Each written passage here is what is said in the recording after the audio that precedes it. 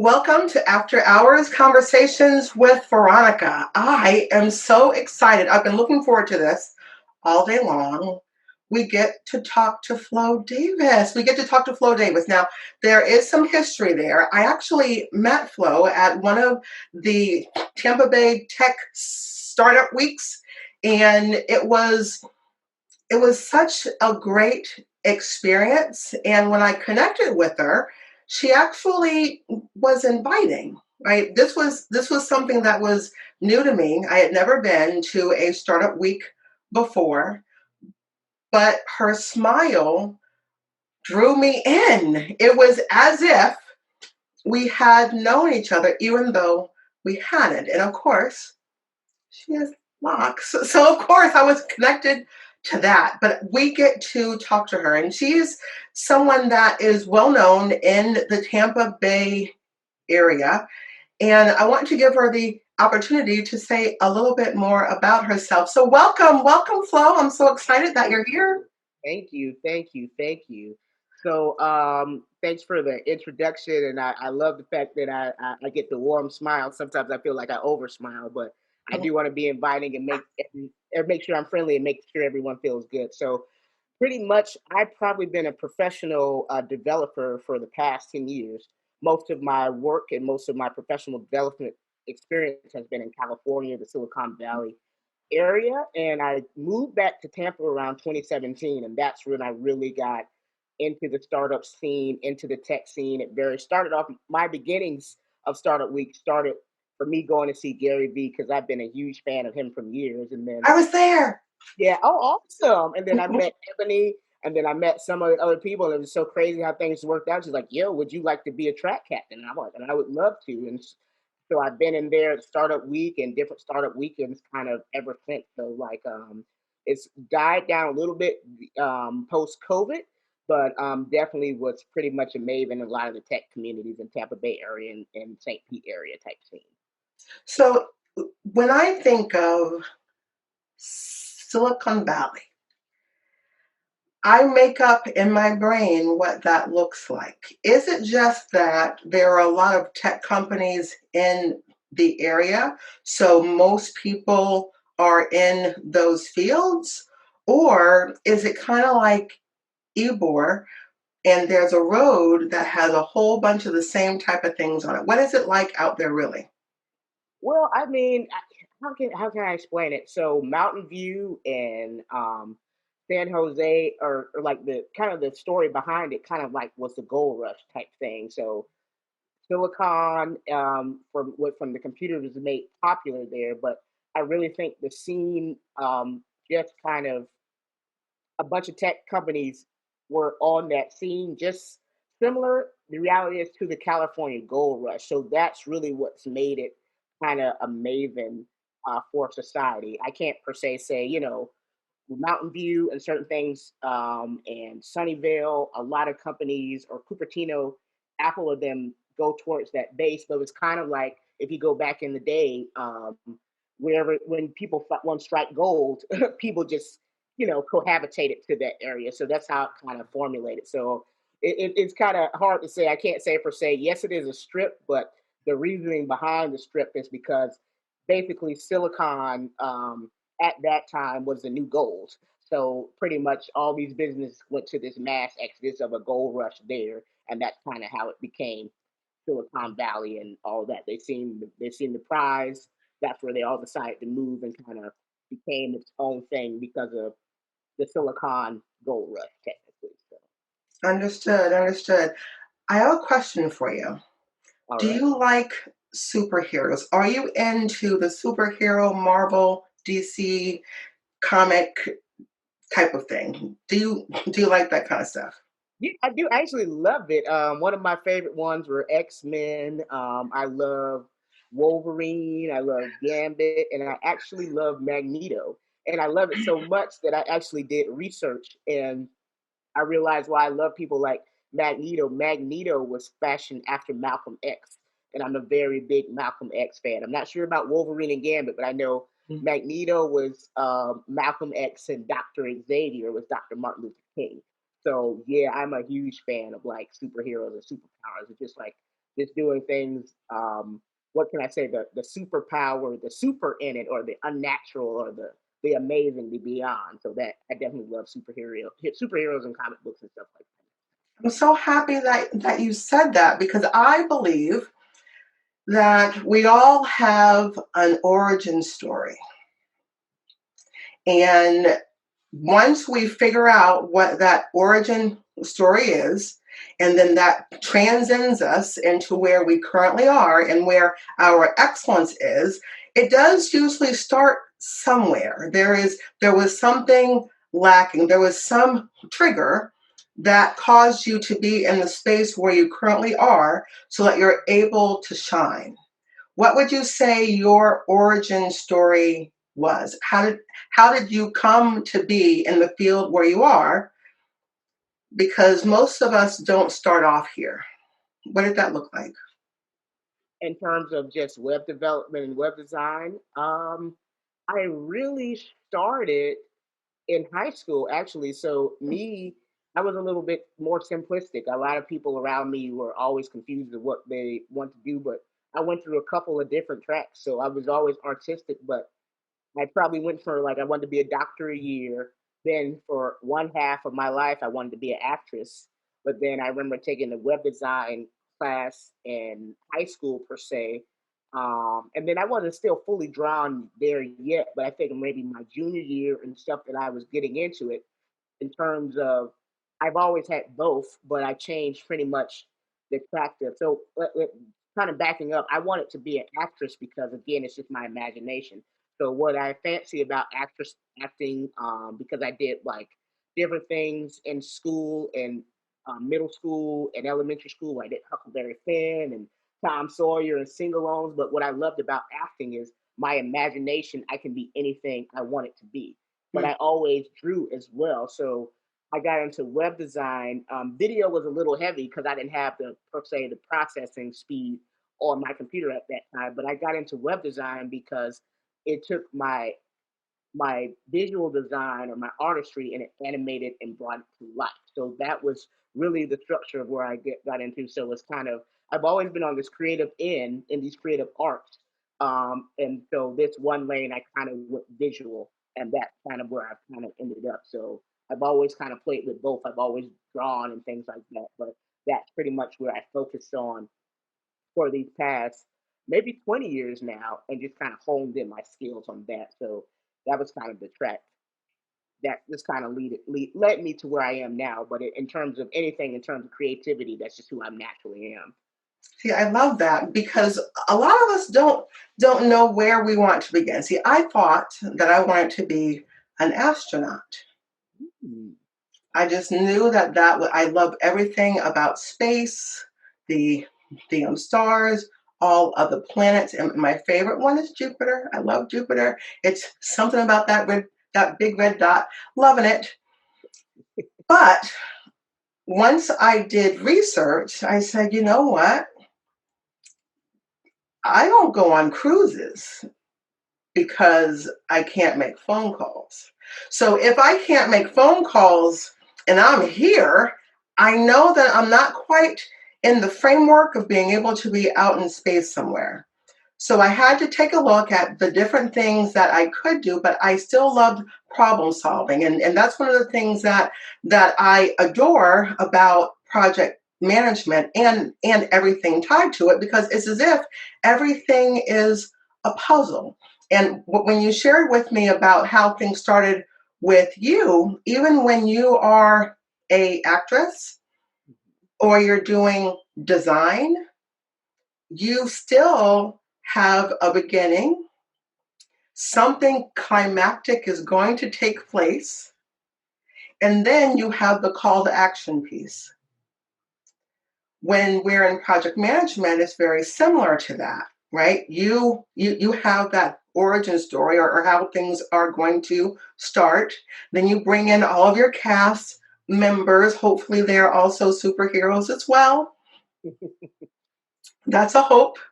And then you also have that call to action at the end, especially when we have to deliver it back to the business. Absolutely. Your specialty, from my understanding, and please tell me if I am not right, are you more on the business analyst side or do you run the projects too? What does that look like? At this point, probably I run the project. Yeah, definitely run the project because I have to do the execution and all of that. So I would definitely say more on running kind of the project. Okay. Now that you're running it, do you get to pick your team or are they voluntold to be on your team? They're voluntold because we're a few, so we what I mean, I only honestly right now I only have one designer, I only have one digital marketing manager. I have a few marketing managers that I work with, but yeah, they're pretty much voluntold. Oh, excellent, excellent. Because sometimes those are the best. Now, when I talk to those, I still tell them that they were chosen. Like you were actually picked to be here. You wouldn't be here if you didn't have the skills necessary to bring things over the finish line. Maybe you don't know what those skills are yet. Maybe I'm supposed to be that energy giver and not really the energy taker. So as you're leading, how do you get the best out of people, especially when they don't know that the best is in there? Mm, that is a great question. So I'm kind of trying to recall back to different times. I think I'm a really great motivational person just in general. Like I'm very observant. So I watch what they do. So in general, I can see things I just feel like other people can't see. So I empathize with them. I also, give them words of encouragement.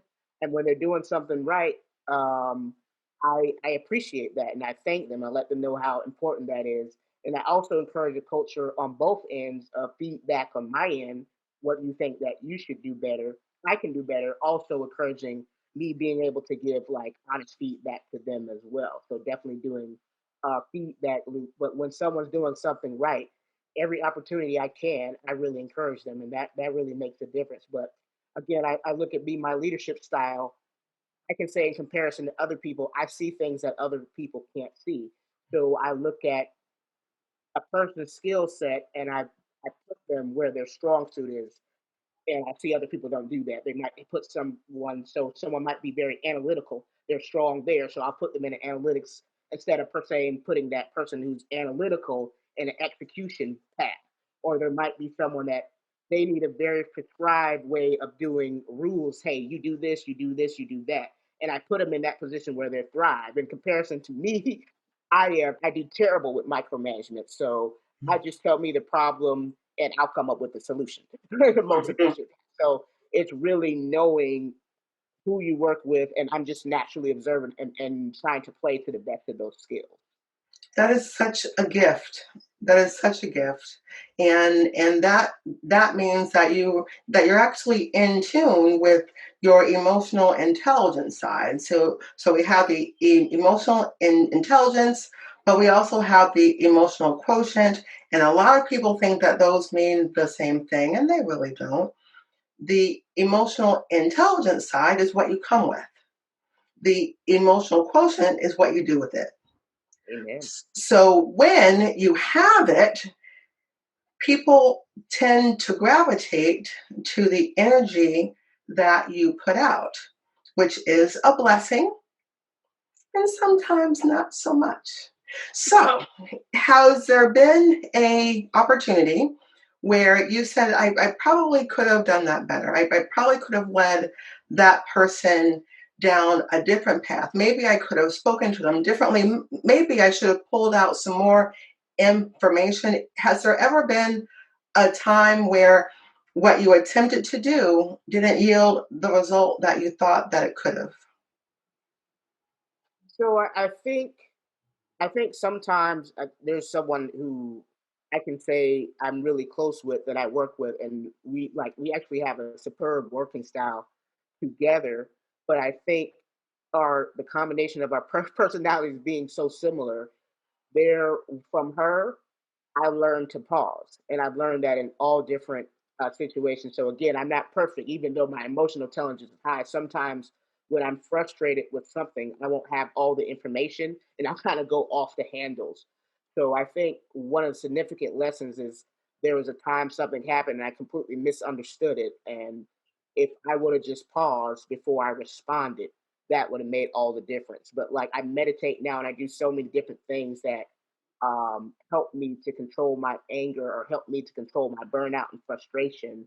But a pause is kind of a major thing, and that kind of brings me back to a story. I can't recall if it was Abraham Lincoln or but it was somebody who had an army, one of the presidents, and I again I can't recall what book I got this from, but I remember he wrote this nasty letter to one of his attorneys, not attorney, but one of his generals, and he ended up reading it but not sending it, and he just kind of threw it away to get all his emotion expressed, and then he talked to him in a calm manner. So when I look at things, and this is one thing I tell my friend all the time, sometimes it to me it's not always about being right, it's about what is the outcome.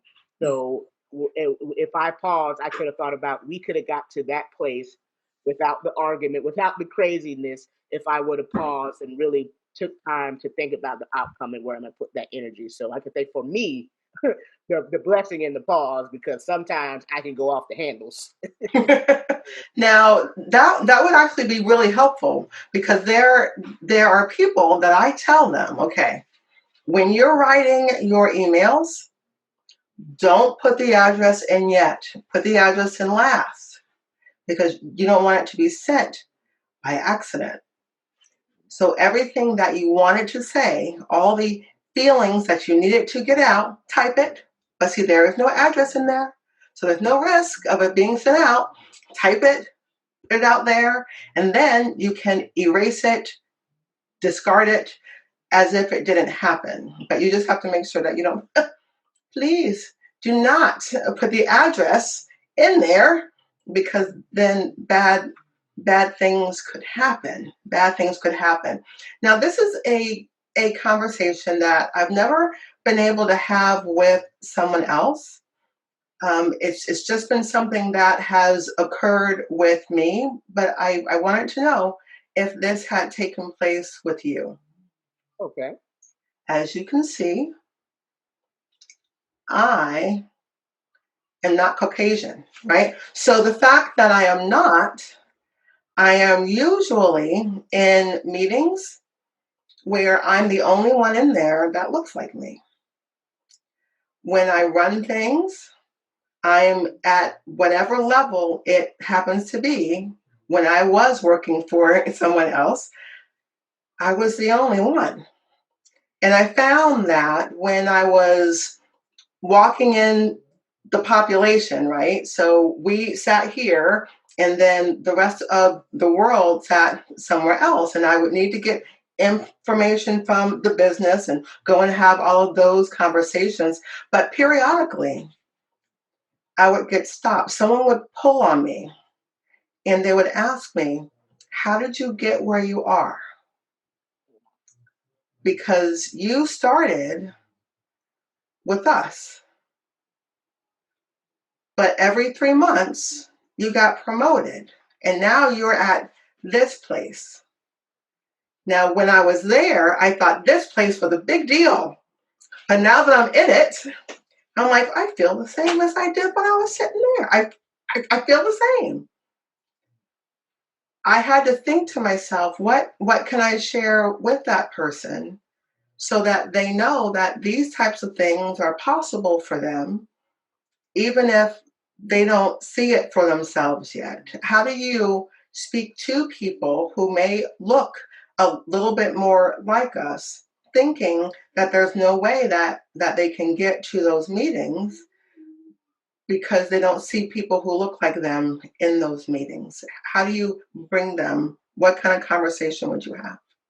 So my conversation is great. It's great that you asked that question because I get a lot. I get it a lot in technology. So the firm I'm at now, the financial institution, probably would be the first place where I actually work with other like women of color. To be honest, so the same experiences that you've had, I definitely had the same. When they're looking at me cross-eyed and why are you in these different places?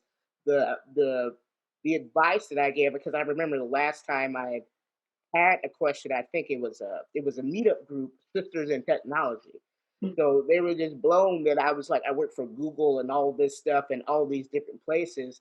But there's two things. There's one thing which I feel I don't agree with, but the reality is that really is what happened. One thing, my grandmother raised me, and I'm not the only woman of color who's experienced this. Like, okay, you have to work 10 times as hard and all this stuff. But the reality is, in a lot of the rooms I'm in or the engineering people, I am a lot more intelligent than most of my peers. There'll be times that they are, and and I'm like, how did they even get there?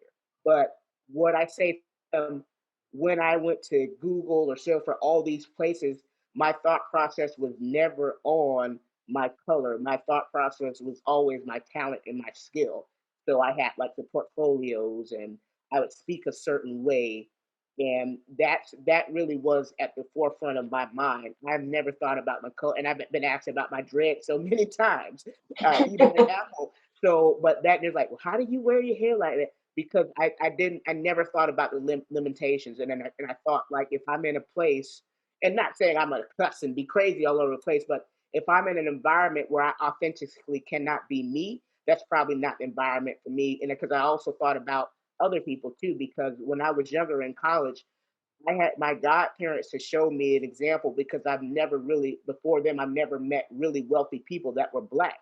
So I thought about the importance of them seeing someone who looked like them. So I couldn't help but be authentic because the fact is for the teenager, for that person, once when you're a certain age, you'd have to see it before you got into that full confidence in yourself. So those are all the things that were going through my mind. It just was it's never a thought about my color, even though those were things that really did happen. There were people that just, even beyond me getting in big time. I remember when I was at Sears, I sold TVs, large appliances, and me as a salesperson, I was extremely knowledgeable of my product.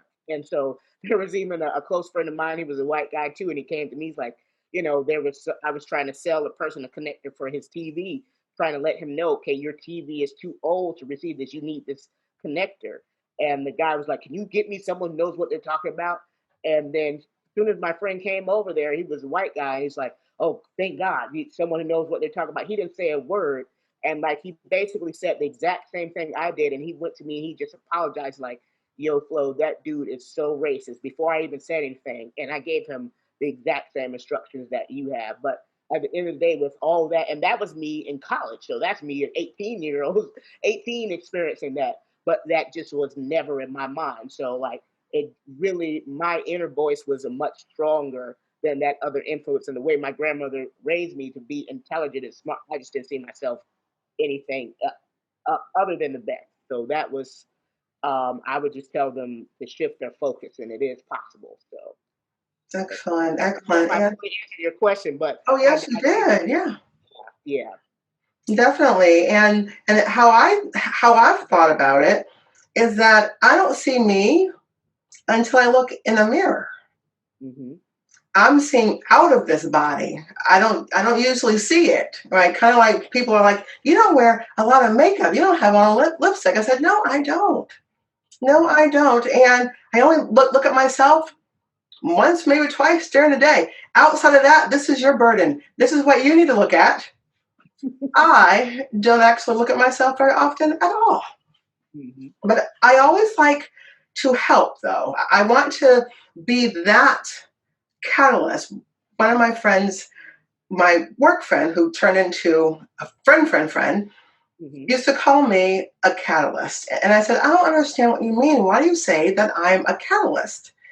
And he said, well, because for whatever reason, people tell you things. Because of the space that you're in, you're actually able to bring things out of people that other people may not have been able to gather. I don't know what that is. I don't know what that secret sauce happens to be, but you definitely have it.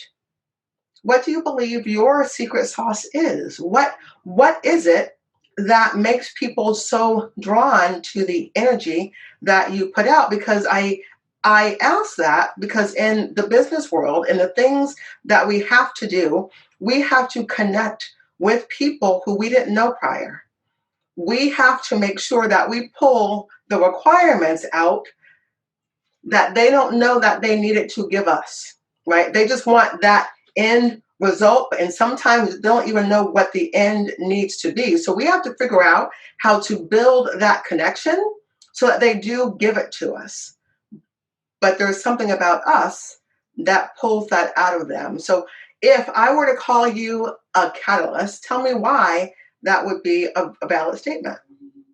So I think there's a dual component. I think some of the things that I naturally have, I have empathy. So I naturally can put myself in other people's shoes. A lot of people just don't get it. So like I can empathize with them. I can have an understanding of them, and also I have a high level of what can you say, just self awareness.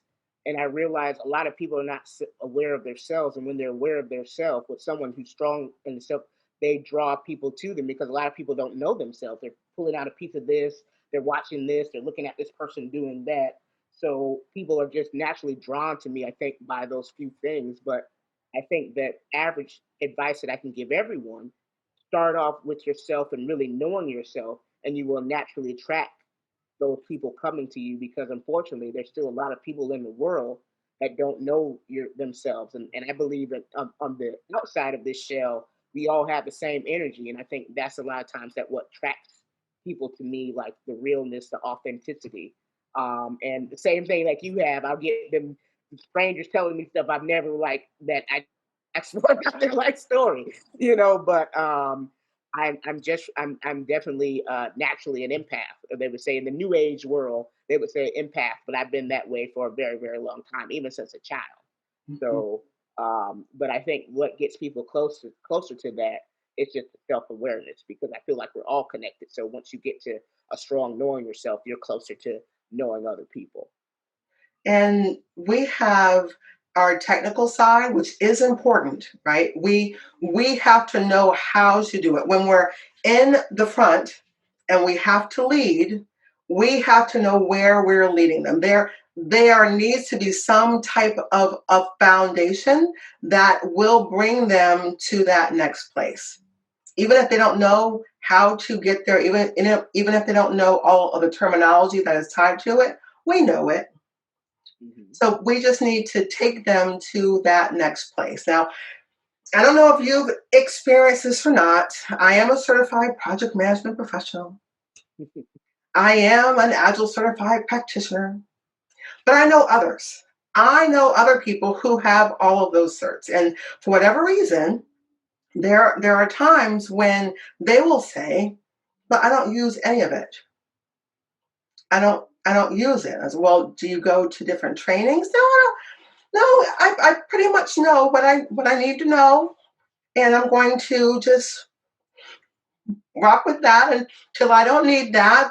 But I believe that I possess everything that I need to know already. Now, as a trainer, hearing something like that hurts my stomach. What do you mean you're not going to continue to build upon the knowledge that you have? Things are always changing. You may have found that there are certain people who you may have worked with at some point who don't want to learn new things. I know what I know, and I know what I know. How do you feel about training? How do you feel about that continuing education component? Do you think it's something that is beneficial, or do you think that it would be better for people to only learn things organically when they happen to be exposed to it? What are your thoughts on that? I think training and learning, just the whole thing period, is beneficial. I think even there are studies even with Alzheimer's disease, like like people once they start learning new things, that's when they had issues with their memory. Again, I'm not a doctor. There's other facets to Mhm. that, but I learning is fundamental to me. But again, learning is one of the natural things because I'm naturally curious. I'm just very observant, and I'm curious to go deep into how things work. I love like going deep into things, and I really think life is a lifelong learning in general. So people that are just comfortable with what they have, they get stale because the reality even in life is changing. So you have to be agile and just being okay with being new with something. I think most people don't like to learn, or the people again, because I just be completely frank. In this work environment, they're really old fashioned. So this is the highest degree of people that I have to deal with that just want to keep doing things the same way they've been doing it for 100 years. So it really frustrates me because I'm exactly the opposite. I'm like jumping out the windows and trying something new and iterating, prototyping, and testing. But the reality is, you have to, or you'll be left behind. You'll be obsolete because whether you change or not, the whole world is changing. Who could have predicted we have a pandemic right now, where the whole world had no choice but to sit back and change? So I believe it's a necessity for everyone if they want to survive life, or move there. You can go the hard way, or you could be knocked down. So that's my take on learning. I think it's a really really big deal. Excellent, excellent. And I had said to someone, I said, did you know that the iPhone is only 13 years old? But you're aware that it's only 13. The keynote came out in 2007. There were three apps. There was a phone app, there was the internet, and there was the music side, the iPod side of things.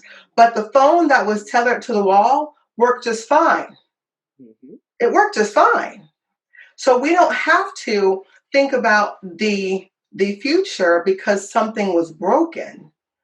Sometimes it's just great to make it better. If we're able to make it better, what are the different ways that we can make it better?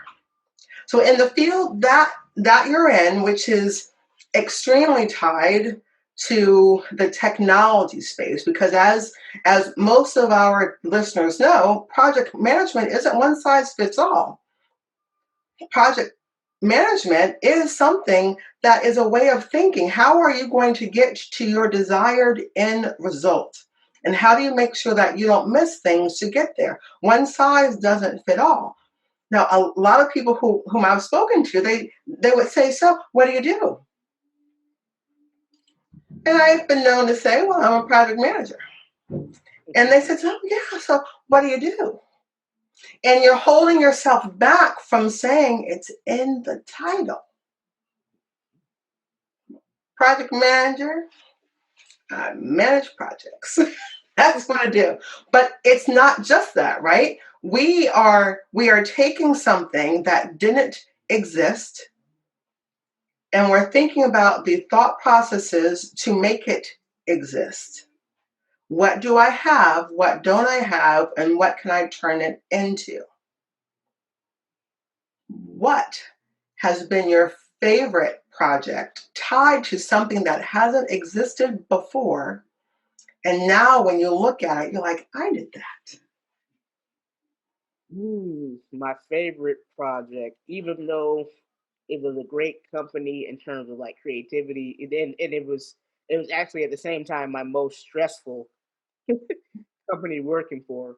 But I probably will say Apple when I worked on iPhone 6. There was quite a few other versions, but yeah, that was just when we were doing a lot of things that we'd never done before, and then just being at a place where the whole world looks at you for design and realizing, okay, my web page or my websites are like in these Apple stores and millions, and they're breaking records in sales, and I was part of the team that did mobile, and we had to design for a phone that didn't exist yet. So like that that that that required a certain degree of thinking because you had your things that you could test that were here, but then you had kind of had to think out the box because it's kind of like this is not here. These are suspect how am I going to work with something that's not here? And then we did have issues where we had to go back and fix things for the iPhone 6 because it was really difficult to test kind of after the fact. But I think, yeah, because we did parallax, we did a lot of things that, as usual, not as much anymore because there's a lot of creative companies out there, Google and all that stuff. But as usual, we did things, we're the first to do it, and so many people copied. So still by far my most creative projects were really at Apple, and we just figured it out as a team and camaraderie, and we pushed the limits and just got things done. I was working with amazing people that I was inspiring. We worked a lot. We worked around the clock, even on the weekends and holidays. So that was the downside of being on the marketing team there, because you work basically to death. Like, we didn't miss deadlines, but I still can say what I learned for that. That's been the most creative things that I didn't even think I was at that level as a designer. Mhm. I love that. I love that. And I know that we don't always get the opportunity to ask questions, Mhm. but I always like to give people time to ask me questions because I've seen some things. I've seen some things. Feel free. You have the floor. What questions do you have for me? Okay, so these will be selfishly in the benefit of me and my team right now, because pretty much like I said on the beginning of the call, the company again, I'm not going to put them out there because they're a pretty large company, but at least the team that they kind of do things old fashioned, and I'm a developer, I'm a designer, a programmer, and I need to do things efficiently. So these will be selfish questions that will help me in my day to day role. So my Sure. first thing is, how do you introduce project management to a team that doesn't use project management at all? You would start, well, actually, you would want to, and you might have done this already, but you want to speak to them in the language that they understand, right? There are some people who are heartfelt, right? So when you introduce something to them, you're actually tying it to their emotional tie to things. But then you also have people that are more head people, right? It's more cerebral. So you want to think about, well, how do they process when something not so fantastic has taken place? Where do they go to first? Do they look at the numbers, or do they pay attention to how it felt when it took place? If they're numbers people, then you would want to speak to all of the stats that say companies that are at this place use project management this percentage of the time. There are a lot of Gallup polls out there. There are a lot of other polls out there. So I can definitely share those with you too. But you want to actually speak to the numbers. And then, I don't know if you've ever been in sales, but what we then talk to is that takeaway. It's that takeaway. No, we don't have to do that. But if we don't, this is the downside. This is how it is going to impact things. And I would like you to sign off on the fact that you don't want to do this. Why don't you want to put your name on it? Why don't you want to put your name on the fact that this is not what you want to do? Right? So when you provide them with all of the knowledge, you've done your part. If they do not move forward, you can at least say, I gave them all of the information. I used to say, all things held constant. So my team would always say, all things held constant, Veronica? I said, absolutely. Because as I know what I know today, as I gain more information, I then have permission to make that shift. Now, what if they're heart people? They're not head people. What if they are heart people? If they're heart people, then they probably have a fear of failure. Mm. They don't want someone to think that they went off of the rails in this crazy path that is going to cost money, that isn't going to yield the benefit. They don't want to work from that fear place, right? That's where that perfectionist side comes in. You actually want to steer them into being excellent, because there are characteristics of being perfect. There is fear. There is a control factor.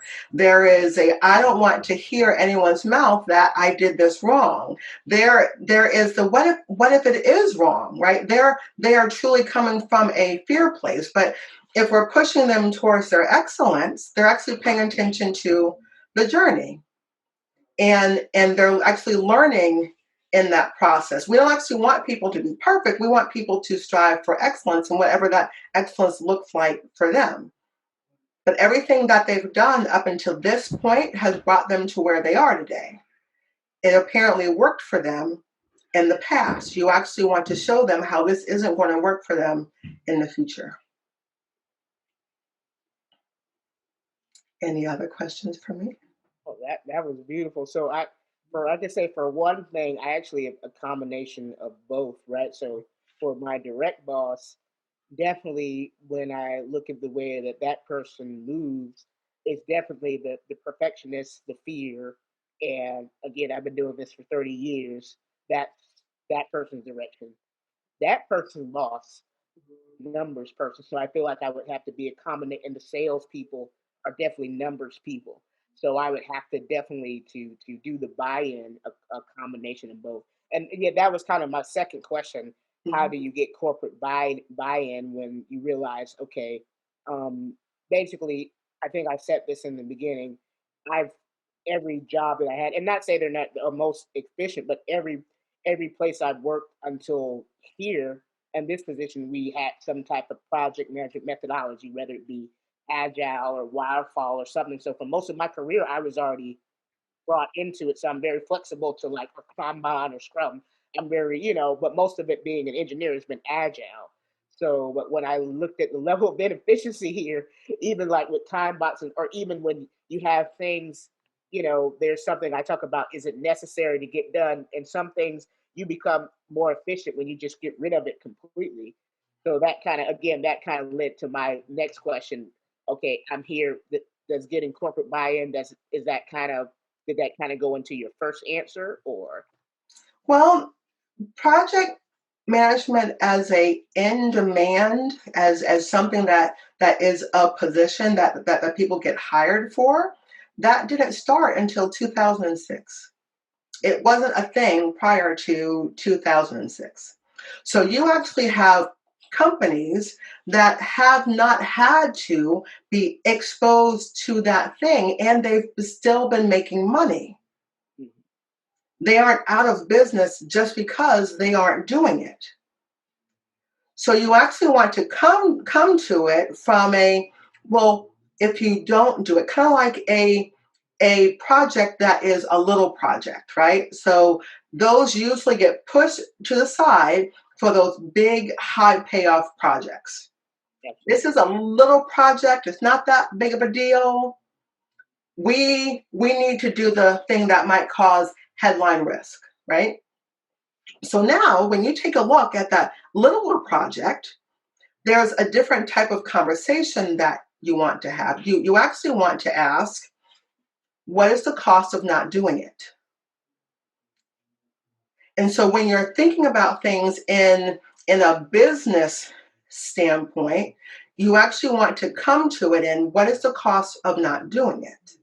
Because they already know what the result is by doing it the way that they have been. But if they don't pivot, if they don't make that change, what is the cost of not doing it? Now, if the cost of not doing it is higher than them sticking to where they currently are, then they might pivot. But if your numbers, like when I was in college, I was a business economics major. So I'm all about the numbers. I know all about those bell curves, scatter plot diagrams, all of that. And I'm fully aware that we can make numbers look any way we want. There will always be numbers that are going to support what you are going to share. You actually want to find those numbers. Not to say that you are going to skew it so that it's not valid. I'm not saying that. But you are speaking to, if we keep doing it the way that we are doing it, provide them with what that timeline is and put money to that timeline. So if we keep doing it the way that we have been doing it, this is what that looks like. It's as if you're putting together a cost benefit analysis for them. And you're also providing them, okay, well, let's look at this line. If we do it, then this is where our profit will be going. Even if the profit, because I don't know, do you remember green screens? Do you remember green screens? Yeah, I do actually. I mean, I was still using them at Sears when I first started, and they upgraded. I think Walgreens too. And that was, I'm saying that's funny because it wasn't that long ago. I think 2008 or so, we still had green screen computers. You're right. Like technology changed at an insane amount. Speed is insane. Yes. And so since those changes are taking place, they have to know why they need to change. What is the benefit for them? Because most people don't like to change because then there's another project tied to it, right? You might have someone who's going to run their change control processes, right? And they're putting together all types of Microsoft Visio diagrams and putting all of these things together so that they can map it. Are there non-value added steps? So what you're doing today as a business, maybe doing this, we actually have efficiency. So there are steps that we have been doing. And from the analysis, these are steps that we don't have to do, right? So if that one person who we're paying XYZ has more time because there are steps that they don't have to do, where can that money be better used, right? So this could be part of the efficiencies that they'll be using because of what you were able to uncover. Any other questions for me? That's it. Those were my two selfish questions. Did it help? Do you have any questions tied to what I said?